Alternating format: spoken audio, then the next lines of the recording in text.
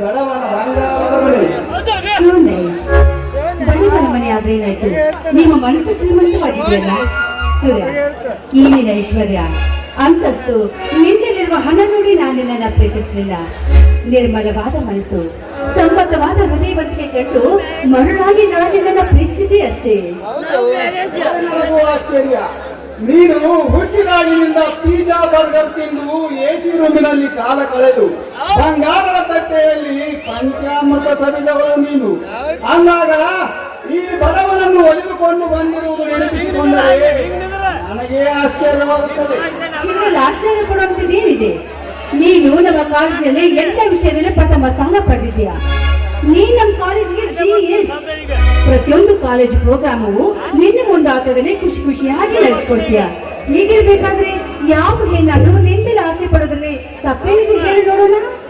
ನನ್ನ ನಿನ್ನ ನಡುವೆ ಬಹಳ ದಿನಗಳಿಂದ ಸಂಪರ್ಕವಿಲ್ಲದಾಗ ಎಲ್ಲಿ ನೀನು ನನ್ನನ್ನು ಮರೆತೇನು ತಿಳಿದಿದೆ. ಯಾವ ಜನ್ಮದ ಋಣಾನು ಬಂದವೋ ಏನು ಮರಳಿ ನೀನು ನನ್ನ ಊರಿಗೆ ಬಂದೆ. ಹೌದು, ನೀನು ಈ ಊರಿಗೆ ಬಂದ ಕಾರಣವನ್ನು ತಿಳಿಸಲಿಲ್ಲವಲ್ಲ? ಏನ್ ಹೇಳಿ ಇವನಿಗೆ? ಇಲ್ಲ, ನನ್ನ ಕೆಲಸ ಪೂರ್ಣ ಆಗುವವರೆಗೂ ನನ್ನ ನಿಜ ರೂಪಾಯಿ ಅವನಿಗೆ ಗೊತ್ತಾಗ್ಲೇಬಾರ್ದು. ಮೋನಿಕಾ, ಏನು ವಿಚಾರಿಸುತ್ತಿರುವೆ? ಅದು ಅದು ನಾನ್ PG ಮಾಡ್ತಾ ಇದ್ದೀನಿ ಅಂತ ಹೇಳಿದ್ನಲ್ಲ, ಆ PGನ ಗ್ರಾಮೀಣ ಅಭಿವೃದ್ಧಿ ಪ್ರದೇಶದಲ್ಲಿ ಮಾಡ್ತಾ ಇದ್ದೀನಿ. ಅದಕ್ಕಾಗಿ ಗ್ರಾಮೀಣ ಪ್ರದೇಶಗಳಿಗೆ ಹೋಗಿ ಅಲ್ಲಿ ಆಗು ಹೋಗುಗಳ ವಿಚಾರ ಮಾಡ್ಬೇಕು ಅಂತ ಇಲ್ಲಿ ಬಂದಿದ್ದೀನಿ ಅಷ್ಟೇ. ತುಂಬಾ ಸಂತೋಷ. ನೀನು ಸಾವಯವ ಕೃಷಿ ಪದ್ಧತಿ ವಿಷಯ ತೆಗೆದುಕೊಂಡಿದ್ದರೆ ಈ ಪ್ರಗತಿಪರ ರೈತ ಈ ಸೂರ್ಯ ನಿನಗೆ ಒಳ್ಳೆಯ ಗೈಡ್ ಆಗುತ್ತಿದ್ದ. ಓ ಐ ಸಿ. ನಾನು ನಂಬಿದ ಭೂತಾಯಿ ಮಡಿಲಿಗೆ ಯಾವುದೇ ರಾಸಾಯನಿಕ ಹಾಗೂ ವಿಷಪೂರಿತ ಗೊಬ್ಬರ ಬಳಸದೆ ಸಾವಯವ ಗೊಬ್ಬರ ಬಳಸಿ ಪ್ರತಿಯೊಂದು ಬೆಳೆಯನ್ನು ಅತಿ ಹೆಚ್ಚು ಬೆಳೆದುದಕ್ಕೆ ಧಾರವಾಡ ಕೃಷಿ ವಿಶ್ವವಿದ್ಯಾಲಯದಿಂದ ನನಗೆ ಸಾವಯವ ಕೃಷಿ ಪಂಡಿತ ಅಂತ ಬಿರುದು ಬಂದಿದೆ. ಕಂಗ್ರಾಚುಲೇಷನ್ ಸೂರ್ಯ. ನೀನು ಯಾವುದೇ ಕೆಲಸ ಮಾಡಿದ್ರು ಕಾಯ ವಾಚ ಮನಸಾಕ್ಷಿಯಾಗಿ ಮಾಡ್ತೀಯ. ಅದಕ್ಕೆ ಗೆಲುವು ಯಾವಾಗಲೂ ನಿಮ್ ಬೆನ್ನ ಹಿಂದೆ ಇರುತ್ತೆ. ಆದರೆ ನೀನು ನನ್ನ ಮಾರ್ಗದರ್ಶನವನ್ನು ಮಿಸ್ ಮಾಡಿಕೊಂಡ್ಬಿಟ್ಟೆ. ಸಾವಯವ ಕೃಷಿ ಪದ್ಧತಿಯಿಂದ ಮಿಸ್ ಆದ್ರೆ ಏನಾಯ್ತು? ಪ್ರೀತಿ ಎಂಬ ಪ್ರಣಯದಲ್ಲಿ ಮಾರ್ಗದರ್ಶಕನಾಗಿ ಕನಸುಗಾರ ಕವಿಯಾಗಿದೆಯಲ್ಲ. ಮೋನಿಕಾ, ಪ್ರೀತಿ ಪ್ರೇಮದಲ್ಲಿ ನೀನು ನನಗಿಂತ ಒಂದು ಕೈ ಮೇಲೆ ಇದೀಯ. ನೋಡು ರಾಜ, ಯಾರು ಇದ್ದಿರುವ ಈ ನಿರ್ಭಯವಾದ ಮನೆಯಲ್ಲಿ ನಾವಿಬ್ರು ಒಂದು ಆದ್ರೆ ಕಾಲ್ಮೋಡ ಕರಗಿ ಭೂಮಿಗೆ ಎಪ್ಪಸಿದಂತೆ ಕಾಮನಿನ. ಅದೆಂತ ಮಾತನಾಡಿದೆ ಮೋನಿಕಾ? ಪ್ರೀತಿ ಪ್ರೇಮವೆಂದರೆ ಕೇವಲ ಕಾಮ ಮೋಹವನ್ನು ಇಂಗಿಸಿಕೊಳ್ಳುವ ಸಾಧನವಲ್ಲ, ನೂರಾರು ವರ್ಷ ಸಂಬಂಧ ಗಟ್ಟಿ ಮಾಡಿಕೊಳ್ಳುವ ಪವಿತ್ರವಾದ ಬಂಧನ. ಸಾಧ್ಯದಲ್ಲಿ ಅದೇನು ಬೇಡ, ಮುಂದೆ ಇದ್ದೇ ಇದೆಯಲ್ಲ. ರಸಿಕತೆಯ ಗಂಧವೇ ಗೊತ್ತಿರುವ ಇವನ ಹತ್ರ ಕೈ ಚಾಚಿಗಳನ್ನು ವ್ಯಕ್ತಾನೆ ಇರ್ಲಿ. ಸ್ವಲ್ಪ ಸಮಯ ಉಪಯೋಗ ಮಾಡಿಕೊಂಡು ಕೈ ಬಿಟ್ರಾಯ್ತು. ಹಾ ನೋಡು ರಾಜ, ಸುಮ್ಮನೆ ತಮಾಷೆ ಮಾಡೋಣ ಅಂತ ನಾನು ನಿನ್ ಜೊತೆ ಹಾಗೆ ಮಾತಾಡ್ದೆ. ಹೋಗ್ಲಿ, ನನ್ನ ಜೊತೆ ಒಂದು ಪ್ರೇಮಗೀತೆ ಹಾಡೋನಾದ್ರೂ ಒಪ್ಪಿಗೆ ಇದೆಯೋ ಅಥವಾ? ಒಪ್ಪಿಗೆ ಇದೆ ರಾಣಿ, ಮಹಾರಾಣಿ.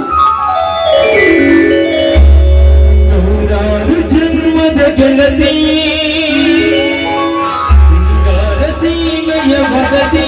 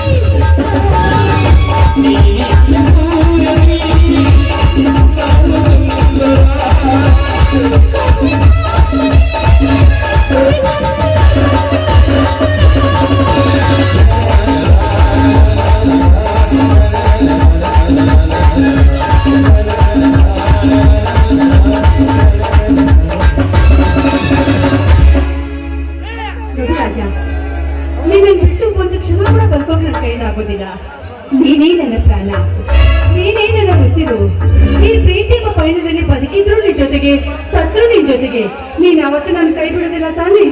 ಖಂಡಿತ ಇಲ್ಲ. ಈ ಸೂರ್ಯ ನಂಬಿ ಬಂದವರನ್ನು ಯಾವತ್ತೂ ಕೈ ಬಿಟ್ಟಿಲ್ಲ, ಮುಂದೆ ಬಿಡುವುದೂ ಇಲ್ಲ. ಈಗ ತಾನೇ ನಮ್ಮಿಬ್ಬರ ಅಮರವಾದ ಹೃದಯಗಳು ಒಂದಾಗಿವೆ ಅಂದ ಮೇಲೆ ಸದ್ಯದಲ್ಲೇ ಈ ನಿನ್ನ ಕೈ ಹಿಡಿದು ಈ ಮಳೆ ತುಂಬಿಸಿಕೊಳ್ಳುತ್ತೇನೆ. ಸದ್ಯ ಕೈ ಬಿಟ್ಟರೆ ಸಾಕಾಗಿದೆ ನನಗೆ. ಅಂತೂ ಇವರಿಗೆ ಪ್ರೀತಿಯ ಹುಚ್ಚು ಹಿಡಿಸಿದೆ. ಅದು ಸುಳ್ಳಲ್ಲಿ ಹೋಗ್ಬರ್ಲ.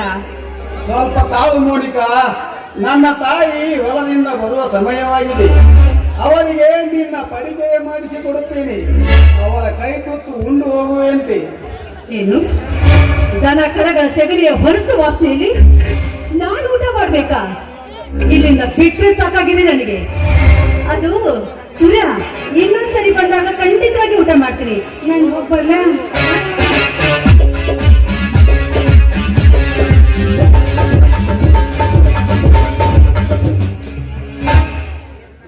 ಹುಚ್ಚು ಹುಡುಗಿ ಮನಸ್ಸಿಗೆ ಬಂದಂತೆ ಮಾತನಾಡುತ್ತಾಳೆ. ಆದರೂ ನನ್ನ ಹುಡುಗಿ ಹೃದಯವಂತೆ. ಇರಲಿ, ರಾಮನ ಎಷ್ಟು ಹುಡುಕಿದರೂ ಸಿಗುತ್ತಿಲ್ಲ. ನನ್ನ ಗೆಳೆಯ ಹುಲಿಯಾನು ಕೂಡ ಅವನ ಹುಡುಕಾಟದಲ್ಲಿ ಮಗ್ನನಾಗಿದ್ದಾನೆ. ರೈತರ ಕಣ್ಣೀರು ಒರೆಸುವ ಪ್ರಗತಿಪರ ರೈತ ರಾಮನ ಇನ್ನಿಲ್ಲ ಎಂದರೆ, ಏ ದೇವರೇ, ಈ ರೈತರ ಕಣ್ಣೀರಿಗೆ ಆಸರೆ ಯಾರು? ಈ ರೈತರ ಕಣ್ಣೀರಿಗೆ ಆಸರೆ ಜೀತ